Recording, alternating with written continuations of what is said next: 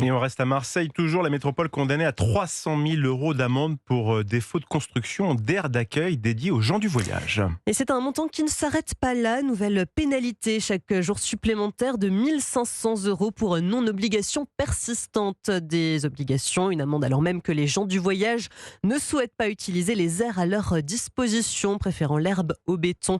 Reportage sur place de Stéphane Burgat.